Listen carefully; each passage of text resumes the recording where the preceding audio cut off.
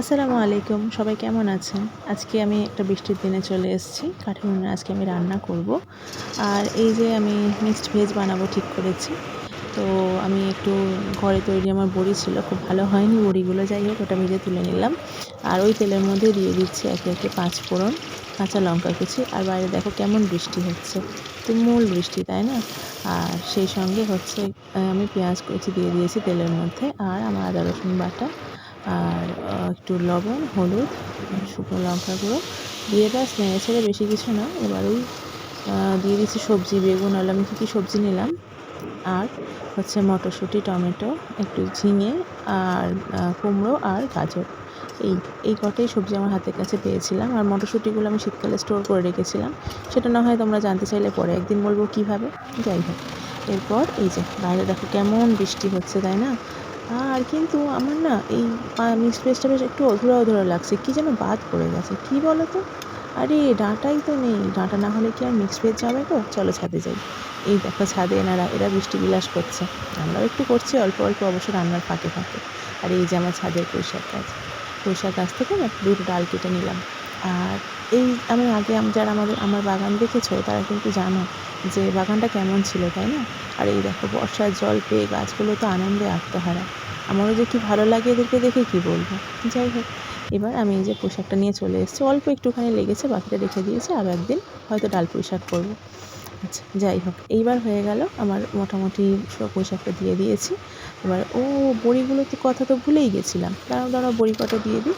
বড়িগুলোকে একটু হাতে ক্রাশ করে এর মধ্যে দিয়ে দিলাম, দিয়ে নেড়ে ছেড়ে এবার জল দিয়ে দেবো। আর বড়িটা যেহেতু বাড়িতে বানানো না, ওই জন্য একটু শক্তই থাকে, ওই জন্য একটু আগে ভাগে দেওয়াই ভালো।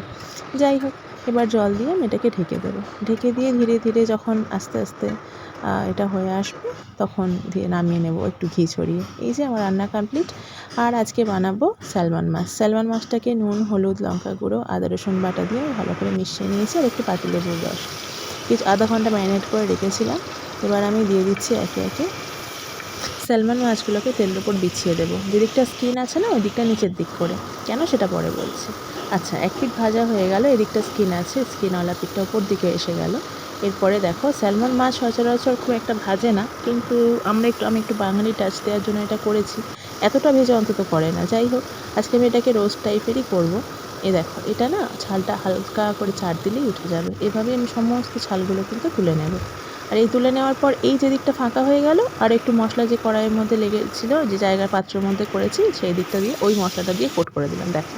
দিয়ে এই জাস্ট ওই পিঠটা নিচের দিকে এইভাবেই উল্টে পাল্টে মাছটা ভালো করে, খুব বেশি ভাজার দরকার নেই, একটু ওপরটা একটু, যেহেতু বেশ ভালো জোরেই জাল আছে না, ওপরটা পুড়িয়ে নিলেই হবে, ভাজা ভাজা হয়ে গেলে আর কি।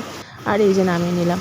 এটা যে কী অপূর্ব খেতে না, এটা তোমরা শুধুই খেতে পারো, লেবু, কাঁচা লঙ্কা, পেঁয়াজ, ব্যাস আর কিছু লাগে না।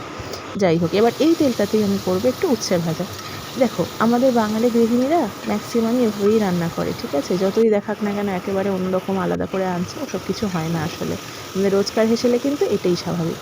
তার উপরে দিয়ে দিচ্ছি এই যে উচ্ছে আলুটা, আর একটু লবণ, আদা রসুন বাটা, আর হচ্ছে গিয়ে লঙ্কা গুঁড়ো। দেখো, আমি কিন্তু একটু আদা রসুন পছন্দ করি, সব কিছুতেই দিই।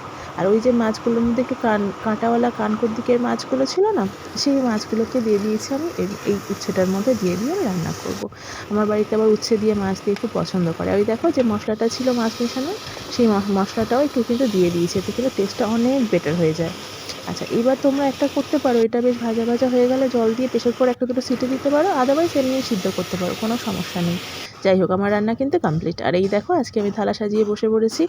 কী আছে আমার পাতে? ভাত, মিক্সড ভেজ, আর উচ্ছে আলু চচ্চড়িটা, আর মাছ। সঙ্গে নিয়েছি কাঁচা লঙ্কা, পাতিলেবু, আর পেঁয়াজ। আজকে কিন্তু প্রতিটা রান্নাই খুব ভালো হয়েছিল, তোমরা কিন্তু বানিয়ে দেখতে পারো এভাবে। আমার রেসিপি তোমাদের কেমন লাগলো জানিও। দেখা হচ্ছে পরের ভিডিওতে। আল্লাহ হাফেজ।